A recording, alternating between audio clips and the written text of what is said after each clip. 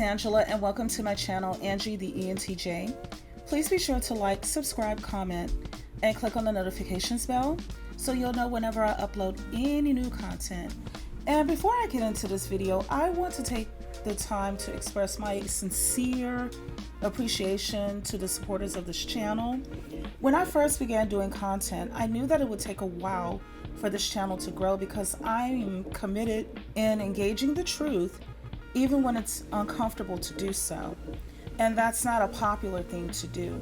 So I know that for every one of my subscribers and all of my supporters of this channel, there is something on this channel that resonates with you.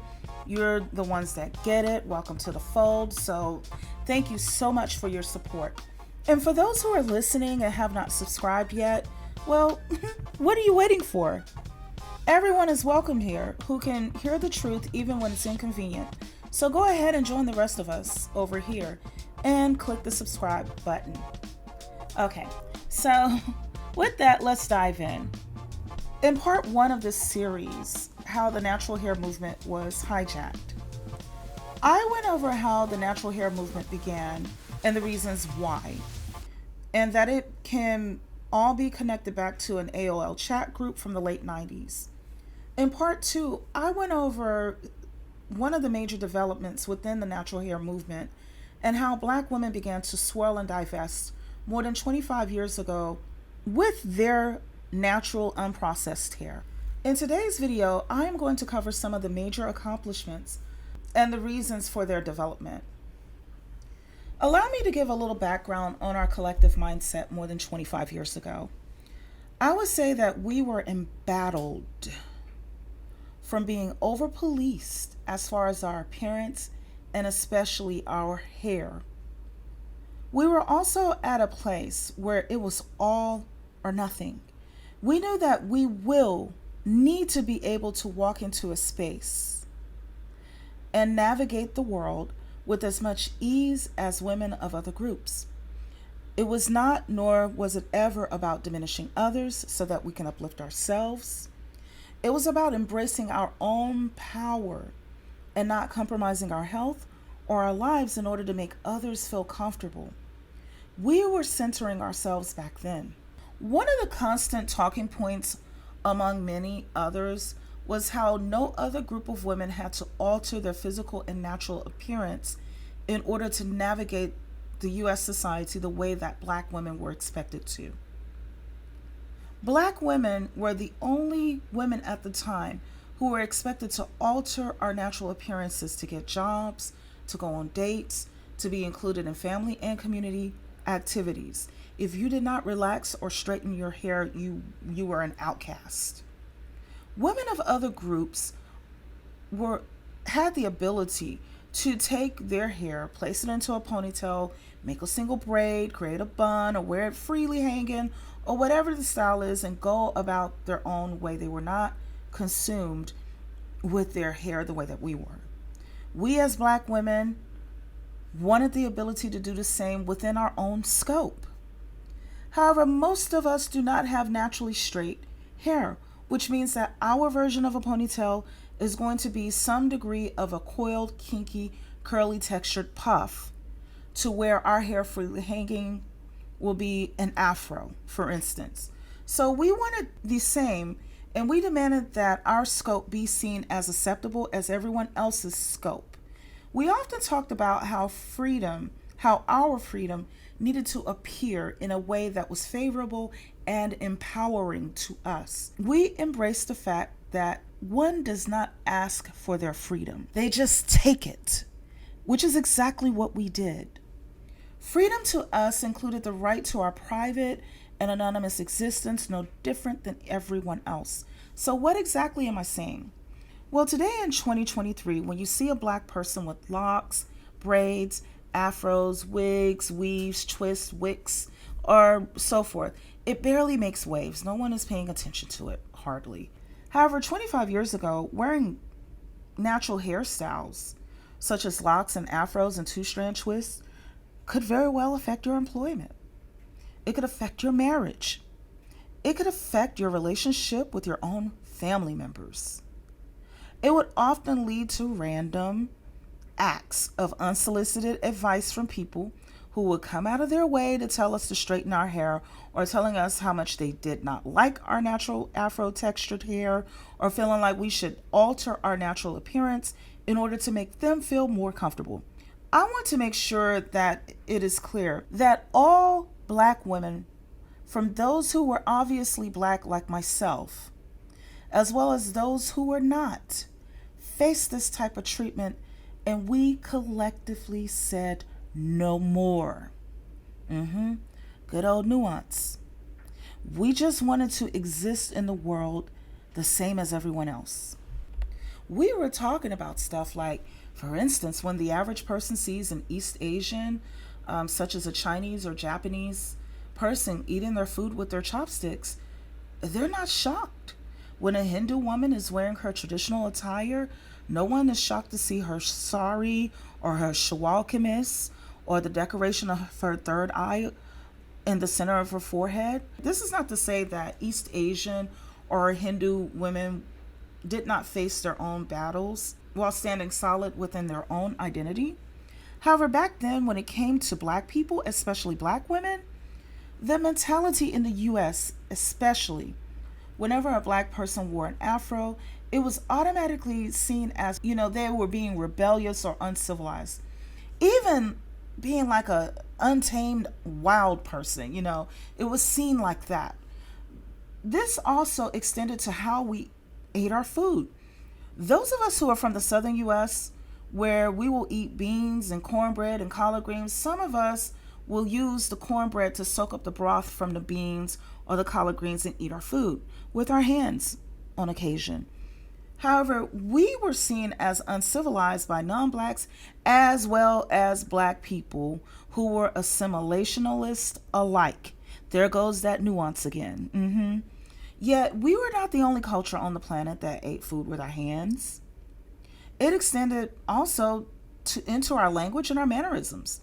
Those of us who are Ebonic speakers were being maligned as being ghetto or hood, when in fact, we're far from it. And even if we were ghetto, hood, countrified, and low class, there were so many people who would rather look down upon us than to uplift us, because if we were truly uplifted, then we might rise higher than them. See, that's another topic in and of itself for another time.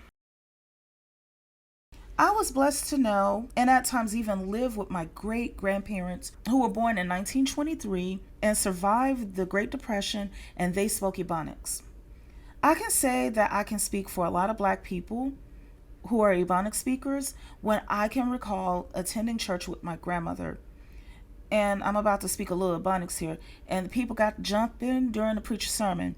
I heard the prayer and praise in Ebonics. I witnessed people go before the altar of the church with tears flowing from their eyes to give a testimony and show gratitude in Ebonics. See, and also in Ebonics, we wouldn't say show gratitude, we would say give thanks. And they would be giving thanks about how God has been good to them. And all of those people were speaking in Ebonics.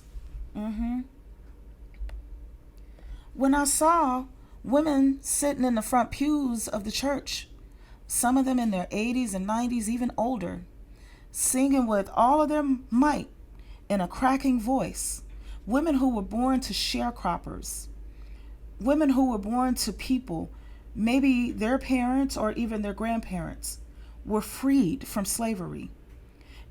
And here they were, born to sharecroppers in the Jim Crow South, who can now cast their own votes and drink from the same water fountains as anybody. When they would sing, they did so in Ebonics. Ebonics is my first language and American English is my second language. However, we Ebonic speakers have often been maligned by others for the way that we sound when we speak our tonal language, when we get to talking like this, along with our corresponding hand gestures and facial movements.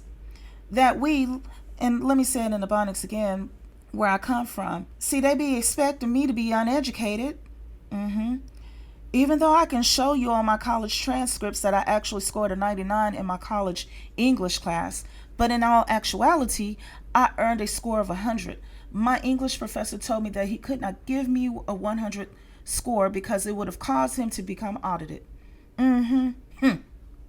But you see, as an Ebonic speaker, we were told that when we spoke our language, that we weren't speaking English properly. We sounded uneducated. We were country, all kinds of things, right? So, you see, we were having conversations about reclaiming our image and how it can only be done under the canopy of our collective freedom. Why this was the only option without compromise or explanation. It just had to be done, or shall I say unapologetically, as in unapologetically black. Yep, that can be tied back to us too. The reason why we were unapologetically black was centered around the fact that the Asians who do use chopsticks, and bear in mind not all Asians use chopsticks, but for those who do, they are not apologizing to the world for how they're different. Mexican women are not apologizing to the world when they wear their traditional dresses covered with intricate embroidery. The French do not apologize for eating escargot, which are basically snails, but to them it is a luxurious delicacy that demands top dollar in order to experience. Let's keep going down the list a little bit. When Arnold Schwarzenegger immigrated from Austria years ago, he could barely speak English.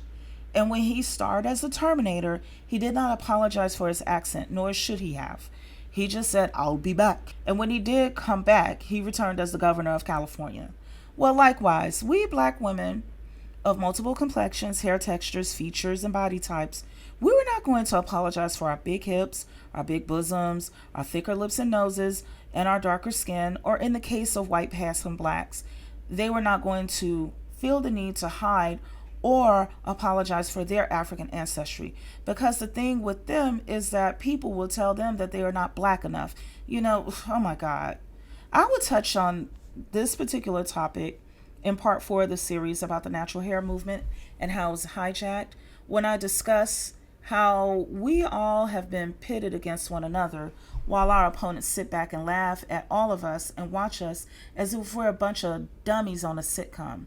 So make sure that you like this video and subscribe so that you'll know whenever I upload the next part.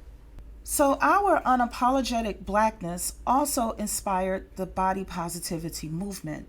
We had to cut out all of the isms within this AOL group while giving everyone a voice. We had to accept the truth even when it was inconvenient and avoid oppression of any form.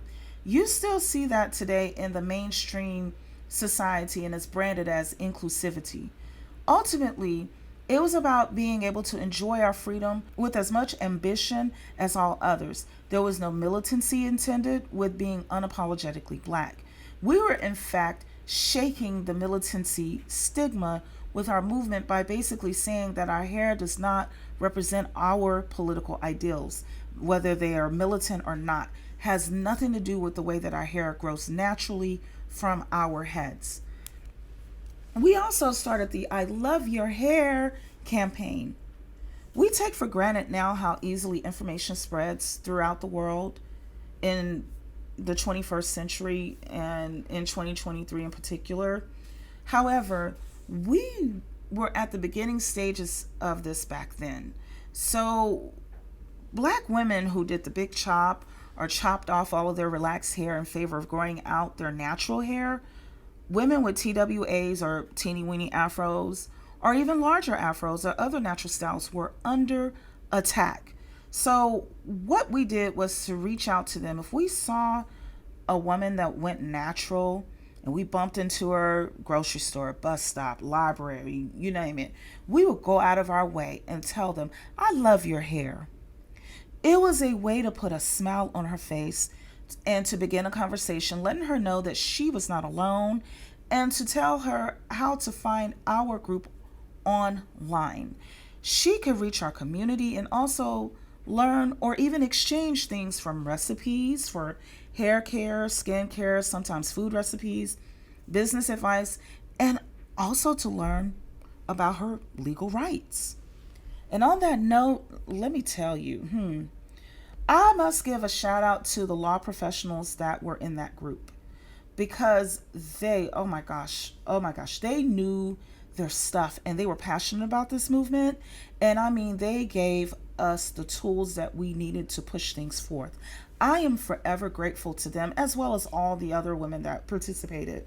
Because, see, it really got heavy during the earlier parts of the natural hair movement, because there were several cases of women who were fired from their jobs due to wearing their natural hair.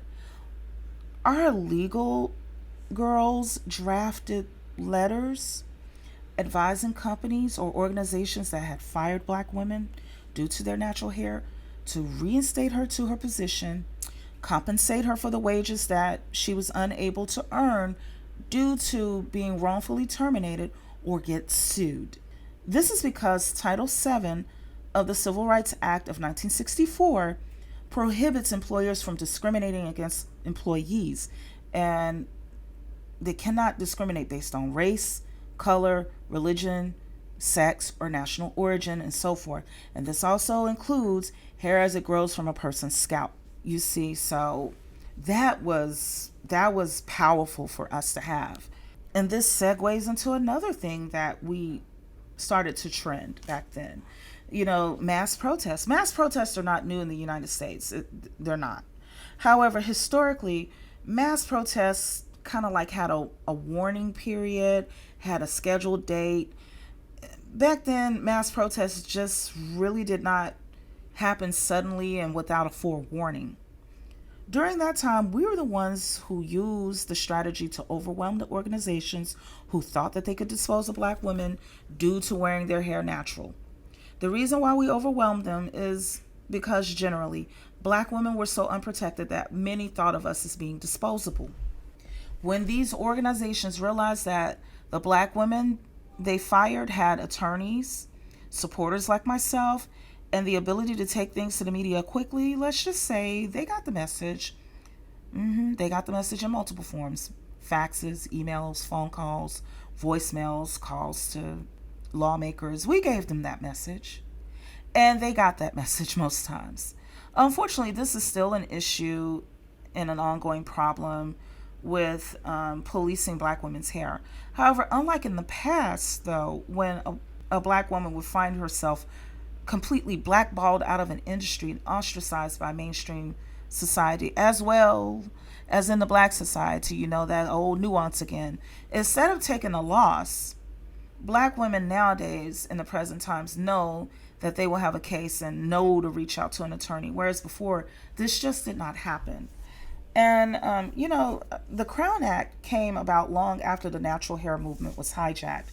But it would not surprise me if some of those same legal professionals played a role in its passing.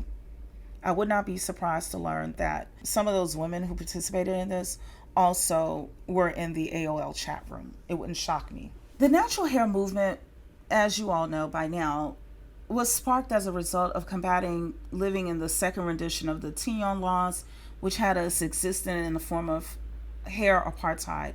It was also fueled by our desires to not have to expose ourselves to toxic chemicals that were known to create tumors as well as uterine and ovarian cancer. This caused us to question everything about our lives, from the soaps that we were bathing with, from the lotions that we were using, the other hair products that were not relaxers, even down to the food that we ate, the clothes that we were wearing, how they were processed. And we questioned the economics of it all. As a result, we made urban gardening a trend. You see, 25 years ago, most Americans were not eating organically or picking things fresh from the garden. The attitude of the society at the time is that those who were eating things fresh from the garden were either hippies or they were country, both in a derogative way. Shout out to all the country folks. All y'all are cool with me, hippies too. This is the attitude of America, not me, at the time. Because, you know, back then, 25 years ago, we were into eating like Red Lobster, Steak and Ale, freaking Olive Garden and whatnot. Nobody, especially in an urban environment, was thinking about putting on some overalls and shoveling dirt and getting our hands dirty, especially black women, sweating out our $100 hairstyles. No way. And unfortunately, this was what many thought that poor and uneducated people did, or people who were psychedelic consuming hippies. This is not, again, this is not my opinion. This was just some of the prevailing attitudes of that particular time. Well, we were the ones who initiated the discussion of using vacant lots of land to grow fresh fruits and vegetables so that they could be sold at a reasonable price, especially to underprivileged people, which would primarily be black and brown people at the time. On top of this, average black single mom on food stamps can use those food stamps to buy seeds and edible plants in order to not only contribute to the garden, but to have the ability to harvest the fruits and the vegetables. What this would do is it would have enabled her to get more bang for her buck. That way, she would not have to spend as much money or food stamps on the stuff that she can grow and grow organically, and it would enable her to bring more variety to the dinner table for herself and her children. So women in the chat began to get together, share resources in terms of knowledge, in terms of getting equipment and setting up urban gardens. And you know what happened? Honey, another nuance. Quite a few white people began to help out. Here we were just thinking about taking some shovels and some simple equipment and breaking open the ground, throwing in some seeds, pouring water on it, letting it rain a little bit, and letting nature take its place. White people would often volunteer heavy equipment, help with the setup of raised garden beds, doing heavy lifting and sweating, helping black women, single moms on food stamps, the so-called welfare queens. Yes, they were helping in getting those urban gardens up and running. And guess what? This bringing together of the community made it to where now this black single mother was no longer the so-called welfare queen that she was made out to be. She was not just some dumb, illiterate chick that couldn't keep her legs closed. You know, that kind of stigma. But more often than not, she was a survivor of SA, a survivor of domestic violence, and as a matter of fact, often astonished people with her level of resilience and her laser focus to educate herself and her children away from poverty. And as a result, even more resources and help came than what we could have ever imagined. There was one woman in particular who I knew personally around 2013. This was long after the natural hair movement was hijacked, but urban gardening was one of the movement's offshoots that can still be somewhat seen until this day. She was a student, a single mother of 4 children. She was the typical overlooked and the underestimated woman. You know, the one that blends into the background at a bus stop or at a welfare office. The forgotten and the ignored person. And she began an urban garden. She began to shine. Her enthusiasm for this garden was contagious, and the community loved her. They adored her. She had a glow to her. When you saw her, her face would just be glowing. She was growing tomatoes, green beans, strawberries, herbs, squash, a variety of greens and beans and kale, stuff that black people were beginning to incorporate into their cuisine. That garden became like her 5th child, honey. She was so passionate about it. And the movement hijackers, same strategy, same set of people in general. Y'all can do a video on her alone and how the movement hijackers pulled the rug from beneath her. Now the garden that she poured her sweat into, even having her children to help her along the way, no longer even exists. I remember when I drove by there and saw nothing a while ago, some years back.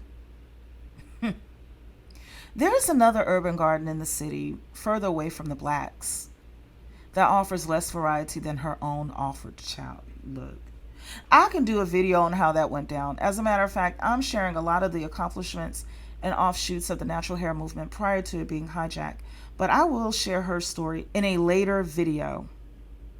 Basically, it amounted to this: she was good enough to get her hands dirty. She was good enough to have her own children participating and working on the garden. Her, along with other poor black women similar to herself, similar circumstances.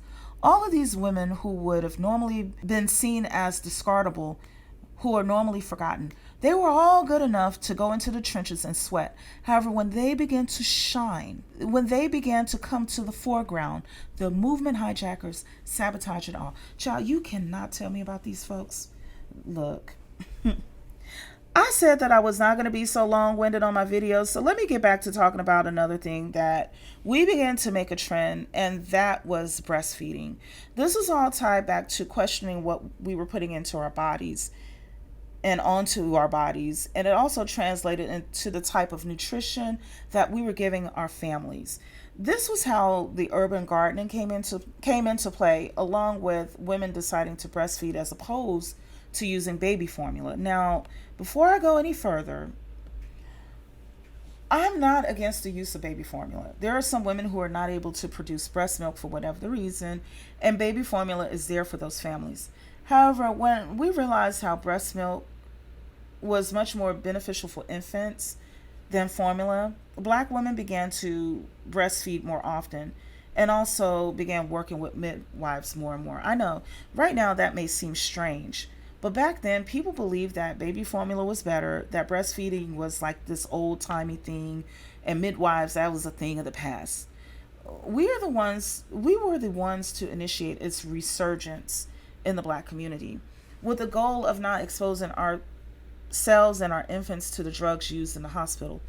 And before I go any further, again, just like with the baby formula, I am not against a woman giving birth in a hospital.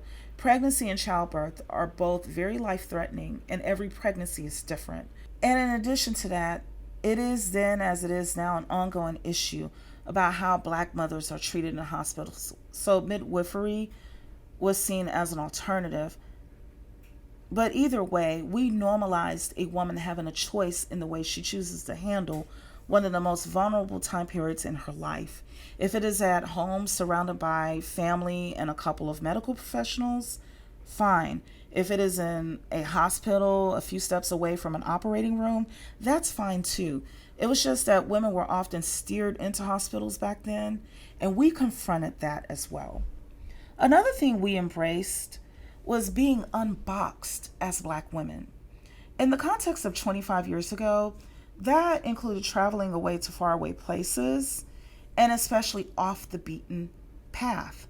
Some travelistas were going throughout Mexico beyond the touristy parts and encountered black Mexicans other than those who were descended from African Americans that escaped slavery. We were pleasantly surprised to learn about them. When we learned about them, we showed our love immediately. We showed our love from afar so that they knew that they had people supporting them in embracing their darker skin tones and their differences as a form of empowerment and not to shun them. Someone in the AOL chat then pointed out that they were not even on the census, probably someone with experience in geopolitics or something like that, and how it was their human right to be counted so that others can know that they exist.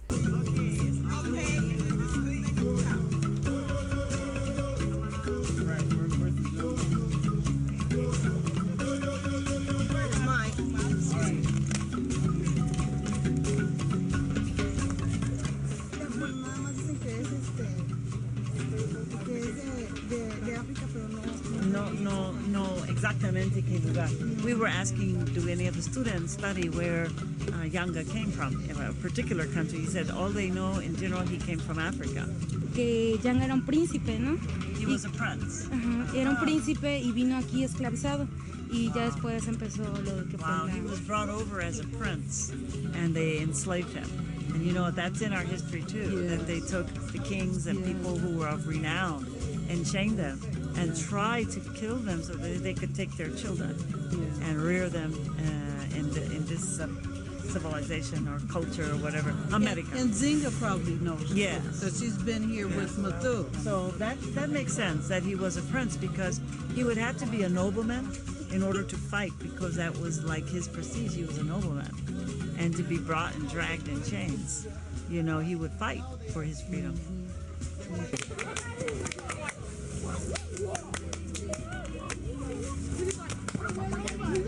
I've been practicing all this time. Go ahead, go ahead, go ahead. Brazo al frente. Brazo al frente. El otro también. El otro también. Pulgares arriba. Pulgares arriba. Codos adentro. Codos adentro. Cabeza olmeca. Cabeza olmeca. Estatura de enano. Estatura de enano. Parada de pingüino. Parada de pingüino. Cabeza chueca. Cabeza chueca. Ojos cerrados. Ojos cerrados. Boca chueca. Boca chueca. Chuchuá, chuchuá, chuchuá, chuchuá, chuchuá, chuchuá, chuchuá.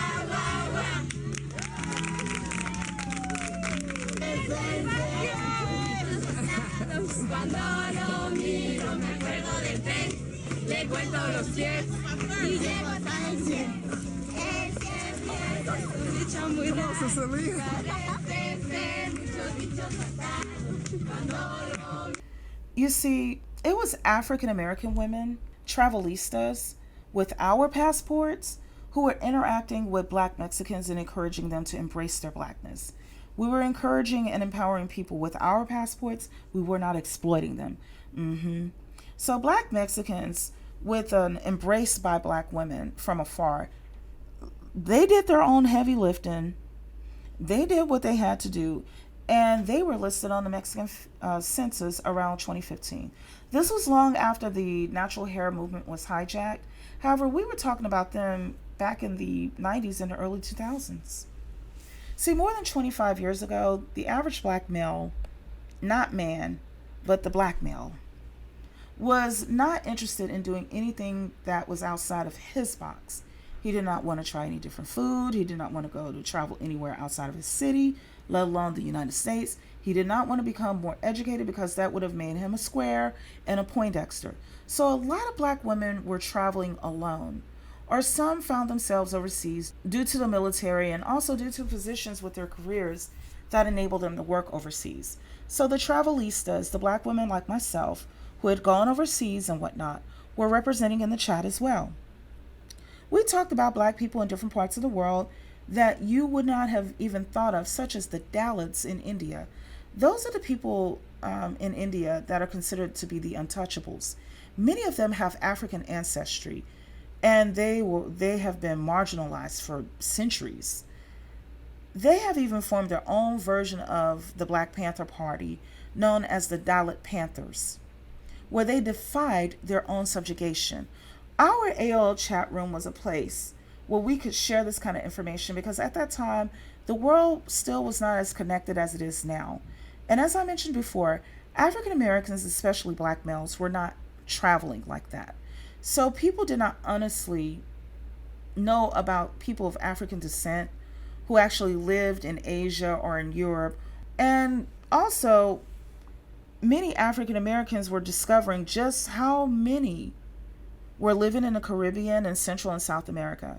And why is this a topic? See, we African Americans always saw ourselves as a minority. That's because we're only 13% of the US population. However, in the rest of the world, there are billions of people who resemble us, and we resemble them. So during that time, it was shocking for us to learn that we're not actually minorities, globally speaking. I mean, the chains of brainwashing were just breaking away from us. We were comparing how oppression and assimilation appeared in Latin America with Black people, how it was often peddled through quote-unquote improvement schemes or racial whitening schemes known as blanqueamiento, which basically refers to the whitening of your children through marriage. Similar schemes, though less formal, have occurred here in the United States. Each Black person has a story about how truly screwed up policies have affected their everyday life. And this is why we accepted everyone in our group, literally from Black colored skin to whiter than average white person who's able to pass Black women as simply being Black. We accepted all of ourselves because from African Americans to Afro-Latinos to African Caribbean to Afro-Asian to continental Africans too. Because an African living abroad has his or her own experiences that differ from her relatives that she left in her homeland. And they experienced challenges in the US and Europe as well as other places too. Look, everyone had a voice, and in this group, everyone was the same Black. And because of that, we began to grow and grow and grow. When our influence began to grow, the group came up with a name for a website that better represented us and our principles. It started out with natural hair, but definitely it mushroomed into so much more. For privacy reasons, I'm withholding the names of the people and the website. However, one clue I will give is that it was developed with our collective dark complexion in mind. Dark either meaning our own personal complexion or dark meaning our parents or our ancestors' complexion. This website was being set up as a hub for people to connect their Black-owned businesses, like a Black Pages, but online. And for those who don't know what I'm talking about, the Black Pages back in the day was basically the yellow pages for Black-owned businesses. However, at that point in time, they tended to be local to different cities. So you had the Chicago Black Pages, you had the LA Black Pages, you had the New York Black Pages, but you would have to go to New York to get the Black Pages so you'll know what they were. There was no connectivity. So this website was about to connect all of them. On top of that, there were aspirations to link up with businesses and opportunities abroad. So if we wanted to go to West Africa, Ghana, Nigeria, Senegal, if we wanted to go to the Caribbean, Jamaica, Bahamas, Trinidad, Tobago, or any other country, we could connect with a person or an organization that was well vetted, that could show us parts of their respective countries, that would give us a more wholesome travel experience. It was also intended to connect us with other types of businesses so that we could trade amongst ourselves and recirculate the revenue in a way that would build our communities here as well as abroad. God, I'm holding back tears right now because we were making waves. We were progressing, and there was so much success happening. We had even accomplished embracing ourselves as Black, regardless of externalities. There was so much hope. There was so much promise. And then it was hijacked. I'm going to stop right here. But in my next video, I will elaborate more on the complexity of our Blackness. I will go into detail about the different forms of oppression that we collectively face, no matter if our skin tone ranged from being obviously Black to those who are not obviously Black. I will cover some of the conversations in depth regarding our Blackness and show and provide proof about why our Blackness is not up for debate. It's not attached to a feeling. It's not something for us to vote on and agree on. It is indeed a scientific fact. I will cover how we collectively embrace the truth that in order for us to be free as individuals, we will need to accept that freedom looks different for each individual. And to be free is to also respect the freedom of others. I will go into depth about that. I'll also touch on how we accepted ourselves despite our religion, our spiritual belief. Also, there were women in the rainbow community that had a voice in the AOL chat that eventually became a website that was centered around our melanin, the darkness of either our own complexion or the complexion of our parents, grandparents, or ancestors. It was within this group that we began the deconstruction of Black women and Blackness in general as being a monolith, that we are indeed polylythic, which is a word that means that we're opposite of being a monolith, for those that don't know. And it's a lot to cover, and I will go into full detail about it during part 4. So be sure to subscribe so that you will get the notifications, and like the videos so that you'll know whenever I upload any new content. I sincerely thank you so much for watching, and please be sure to like, subscribe, comment, and share the video. Take care until next time.